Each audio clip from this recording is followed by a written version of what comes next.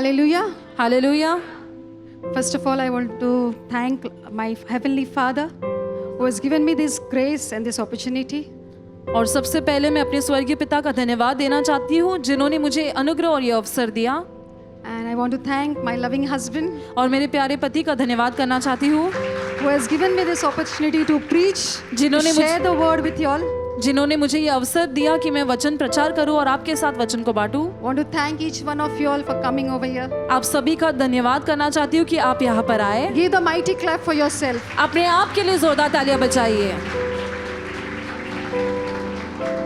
Now I want you to do something. और मैं चाहती हूँ कि आप कुछ करें। Are you sitting with your partner, with your husband or with your wife, or क्या- you're sitting with somebody else? क्या आप आपके जीवन साथी के साथ बैठे या किसी और के साथ बैठे हैं? Okay. So now look at your partner.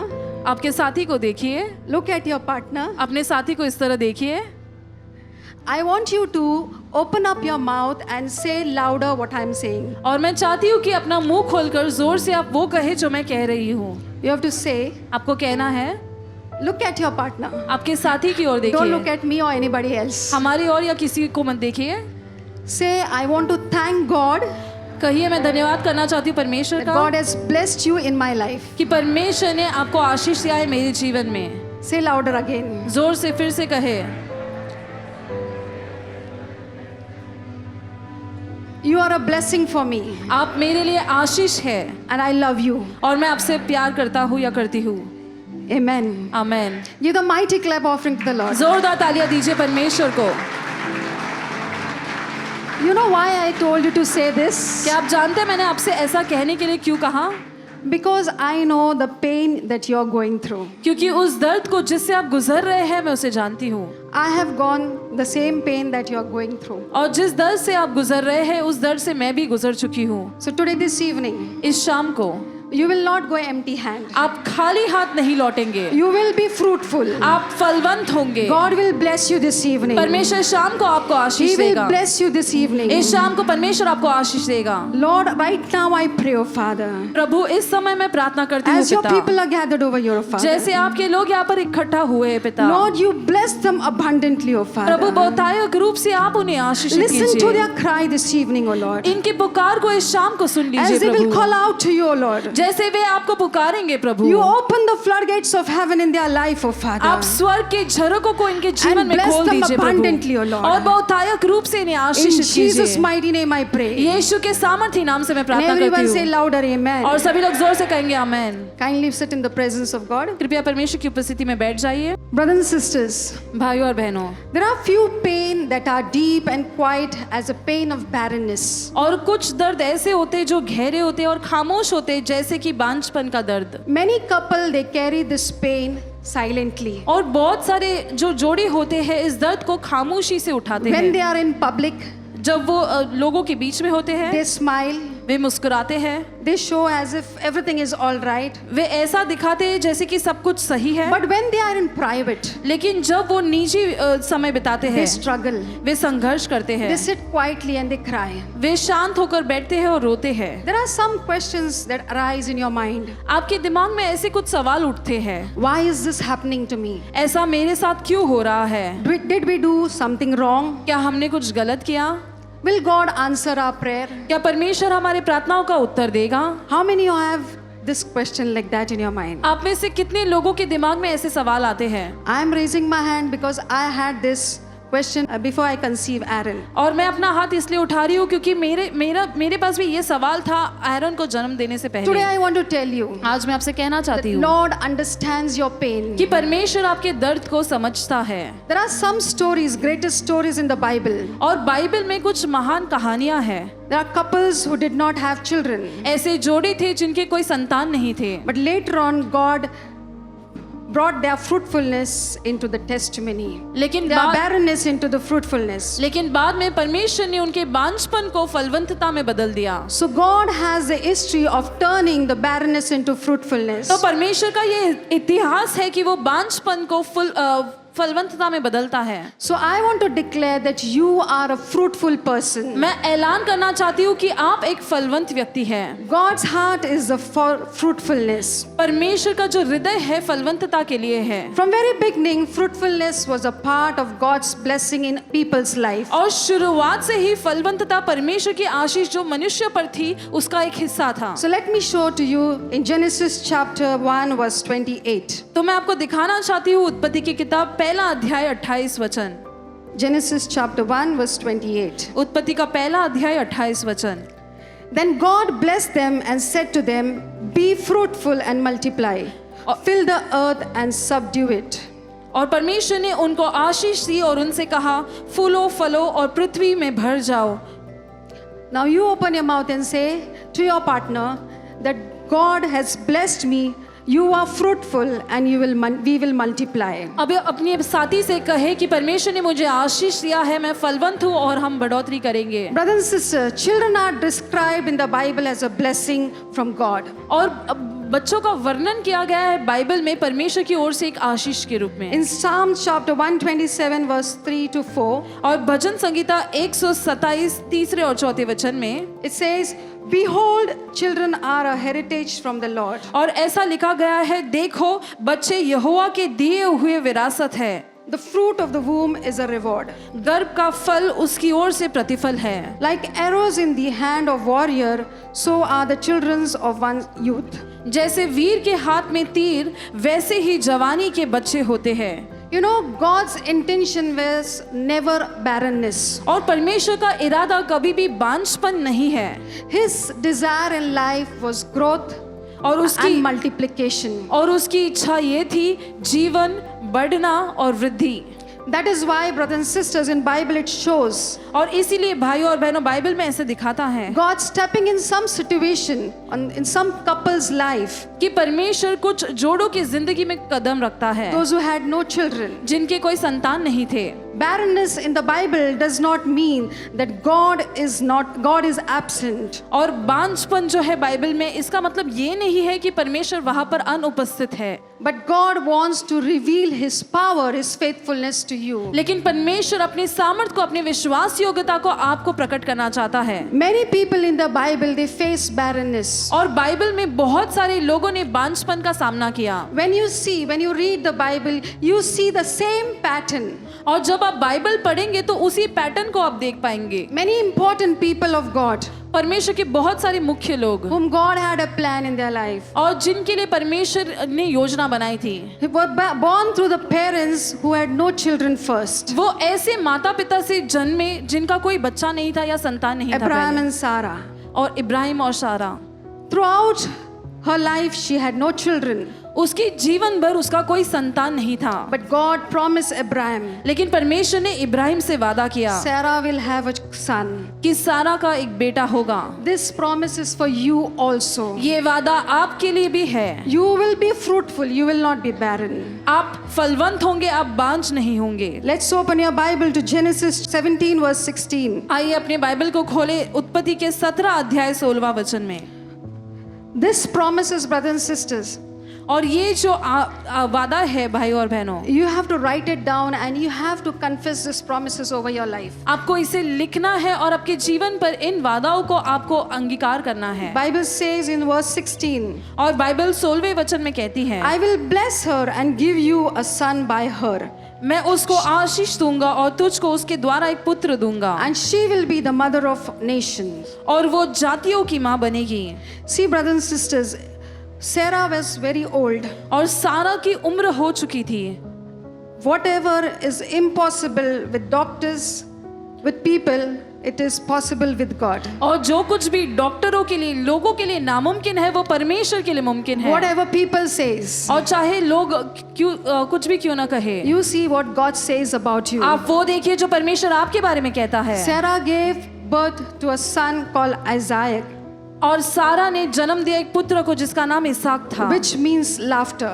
जिसका मतलब ये है कि हंसी। God turned her sorrow into joy. परमेश्वर ने उसके दुख को आनंद में बदल दिया। The same God will turn your sorrow into joy. और वही परमेश्वर आपके दुख को आनंद में बदल देगा। Hallelujah. Hallelujah. You have to take these promises and come before the Lord and tell God, you promised this to Sarah. और आपको इन वादों को लेकर परमेश्वर के सामने आकर कहना है कि परमेश्वर आपने इन वादों को किया सारा के I साथ। am taking this promise over my life. मैं इन वादों को अपने जीवन पर लेती हूँ या The लेता second हूँ। person is Isaac and Rebekah. और दूसरी व्यक्ति जो है इसाक और Rebecca. You see the same pattern. आप उसी पैटर्न को देखते हैं। Isaac and Rebekah had no children. और इसाक और रिबका के कोई बच्चे नहीं थे। Bible says in Genesis chapter 25 verse 21. और बाइबल कहती है उत्पत्ति के 25वें अध्याय 21 वचन में, Please write down the scriptures. कृपया इन शास्त्रों को लिख लीजिए। This will help you to pray. ये आपको प्रार्थना करने में आपकी मदद करेगा।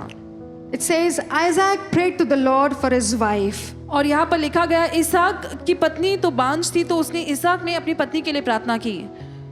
Because she was barren and the Lord answered his prayer and Rebekah conceived. क्योंकि उसकी पत्नी बांझ थी और परमेश्वर ने उसकी विनती सुनी और उसकी पत्नी रिबका गर्भवती You हुई। see so much important this scripture says. आप यहाँ पर देखते हैं कि कितनी महत्वपूर्ण बात ये शास्त्र कहती है। Isaac prayed for his wife earnestly. और इसाक ने खराई से अपनी पत्नी के लिए प्रार्थना की। Prayer and intercession is a key to break the powers of darkness. प्रार्थना और मध्यस्थी एक चाबी है अंधकार की जंजीरों को तोड़ने के लिए। Say after me, prayer and intercession is a key to break the powers of darkness. हमारे पीछे दोहराए कि प्रार्थना ऐसी जंजीर है, प्रार्थना जंजीरों को तोड़ देती है। That is the reason I'm saying take this scripture, write it down and go home and pray every day. और इसलिए मैं कह रही हूँ कि इन शास्त्रों को लीजिए, इसे लिख लीजिए और हर रोज प्रार्थना कीजिए। The third person is Hannah. और तीसरी व्यक्ति जो है हन्ना।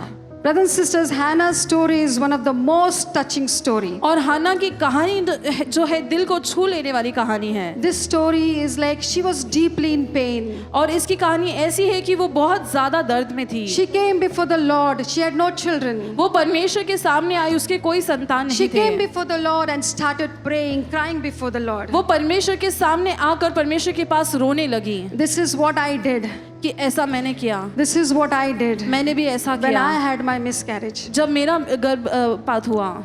Why I'm telling you, brothers and मैं आपको sisters? क्यों बता रही हूँ भाई और I बहनों? know many of you have gone through this. मैं जानती हूँ कि आप में से बहुत सारे लोग इससे गुजरे हैं। You are not the alone person who have going through this problem. आप इकलौते लोग नहीं हैं जो इस समस्या से गुजर रहे हैं। 1 Samuel chapter 1 verse 10 it says, और पहला शमूएल पहला अध्याय 10वां वचन में लिखा गया है, In bitterness of soul, Hannah wept much and prayed to the Lord. मन की कड़वाहट में हन्ना बहुत रोई और यहोवा से उसने प्रार्थना की। God heard her prayer and gave her son Samuel, परमेश्वर ने उसकी पुकार सुनी और उसे शमूएल दिया, who became one of the prophets. जो बाद में एक भविष्यद्वक्ता बना।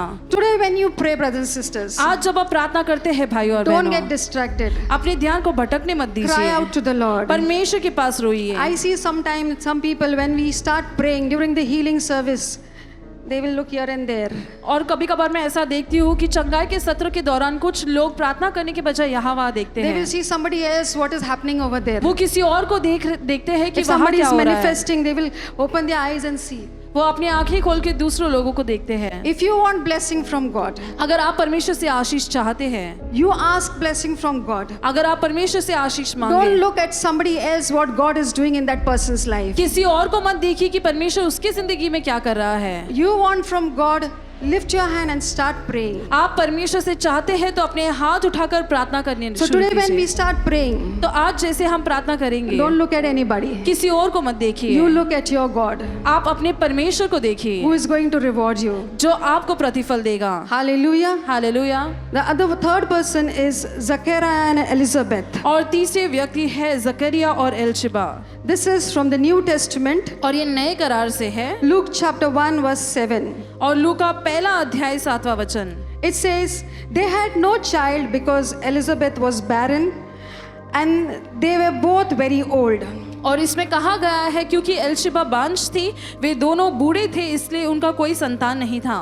They were old couples. और वे बुजुर्ग जोड़े थे। They had no children for many years. उनके बहुत साल तक उनका कोई संतान नहीं Finally, God intervened in their life. था और आखिरकार परमेश्वर उनकी जिंदगी में दखलंदाजी The देता son है was born John the Baptist, और उनका बेटा जन्म लेता है यूहन्ना who prepared the बपतिस्मा, way for Lord Jesus जिसने Christ. यीशु के लिए मार्ग तैयार किया। You see, God did many barren couples into fruitfulness. और आप देखते हैं कि बहुत सारे बांझ जोड़ों को परमेश्वर ने फलवंतता में लेकर आया। Brothers and sisters, this scripture does not just remind us that God does not mean that He is absent.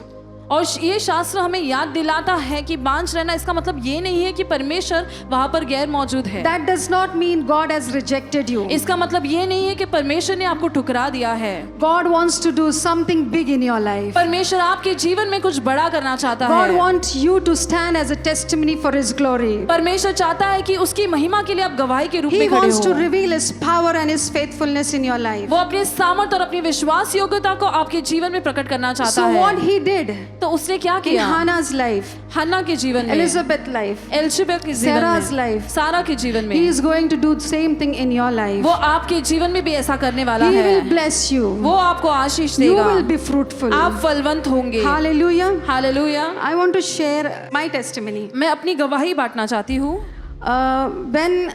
Before I conceived Aaron, और एरन को जन्म देने से पहले I had 2 miscarriages. 2 बार मेरा गर्भपात हुआ। When after my marriage, people started telling, when you're going to give good news, when you're going to give good news. और शादी के बाद लोग मुझसे पूछने लगे कि तुम खुशखबरी कब देने वाली हो। 26 years ago, और 6 साल पहले, those time people wanted good news fast. और 26 साल पहले लोगों को खुशखबरी बहुत जल्दी चाहिए होती थी। So first time when after 1 year when I conceived, I had a miscarriage of 2.5 months.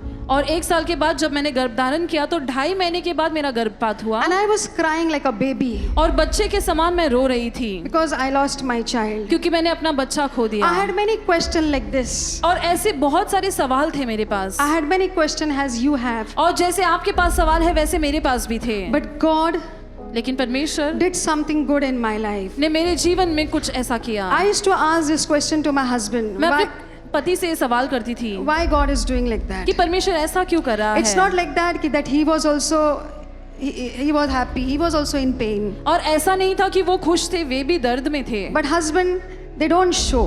लेकिन पति जो होते हैं वो दिखाते नहीं हैं Women, they just start crying. और महिलाएं जो है रोने लगती हैं। And husband has to take care of a woman. So और- how he can show?